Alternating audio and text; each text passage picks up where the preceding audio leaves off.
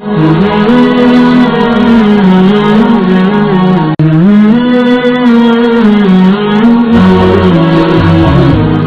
Nabi yaitu barang siapa yang berbohong itu bukan umatku.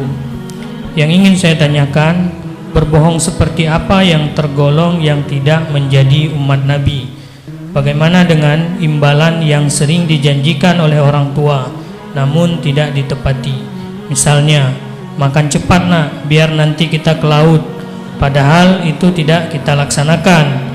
Cuma hanya ingin anak kita cepat makan atau cepat menyelesaikan satu pekerjaan. Mohon penjelasannya. Wassalamualaikum warahmatullahi wabarakatuh. Jadi pertanyaannya tentang masalah berdusta, berbohong. Memang di antara tanda-tanda orang munafik termasuk salah satunya apabila berbicara adalah berbohong, berdusta. Itu merupakan tanda-tanda orang munafik. Perlu diketahui bahwa yang namanya berdusta itu bisa memudaratkan orang lain. Sedang Rasulullah menyampaikan bahwa tidak boleh katanya memberikan sebuah kemudaratan kepada orang lain. Maka hukum berbohong itu adalah haram karena memberi mudarat kepada orang lain. Tapi sebaliknya, seandainya berbohong itu untuk memberi manfaat ke orang lain, maka hukum berbohong itu adalah boleh. Seperti na urang yang kain poh le sira urang. Kain poh. Mia tak pegah je ho kai peluang ho kena junjak nya dalam menyan di musob. Kam meninggal urunyan. Ya, nyen itu bukan benar itu. Karena ada fikir dia mengajujur baik berbohong, tidak boleh berbohong. Jadi berbohong yang bisa memberi mudarat kepada orang lain itu hukumnya haram.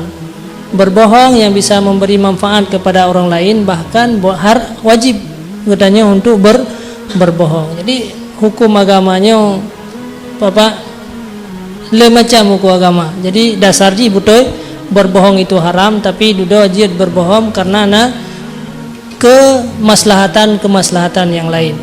Jadi apabila nazira urang ini lain maka boleh berbohong. Cuma dalam kitab disebutkan disunatkan untuk tauriyah.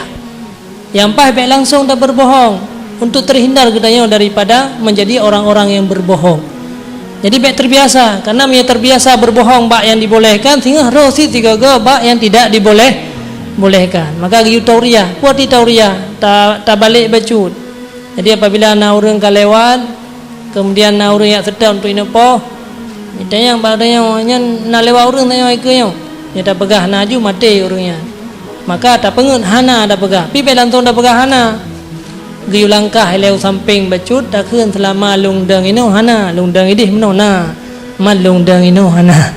Jadi berbohong arti berbohong secara syar'i, arti berbohong tapi kan butuh-butuh berbohong. Jadi menyalang kita akan disunatkan akan tauriyah. Jadi jihad adanya. Ini menantit. Gedanya berbohong tu anak gedanya supaya mencapai masalah-masalah. Cuman dalam kita disebutkan dalam kita tasawuf nasalah luntuan adanya boleh tapi tidak boleh dibiasakan. Jadi berbohong untuk masalah, baik sering-sering katanya tak biasakan karena itu akan terpengaruh. Karena anak katanya adalah ingin dia mencari contoh. Sering-sering dia tak pengen anak mian. Jadi akhirnya anak katanya sehingga akan berbohong. Anak katanya sehingga kai pengen lebak yang betul. Kai pengen yang bisa mudarat orang lain. Karena kalau ayah kencing berdiri, anak kencing berlari. Yang sebuah kaedah orang Aceh. Jadi itu jelas. Maka seandainya katanya mungkin untuk tidak berbohong untuk mencapai tujuan tu anak-anak katanya lebih baik dengan cara yang lain, baik langsung dengan cara berbohong. Seandainya hanya mungkin dengan yang lain harus tak berbohong, itu hukumnya boleh. Karena berbohong untuk mencapai maslahah. Jadi berbohong yang bisa mudarat orang lain itu hukumnya haram, tapi berbohong untuk mencapai maslahah bagi orang lain, baik maslahah gero ada. Nya maslahah gero ada mudarat orang lain tak banti.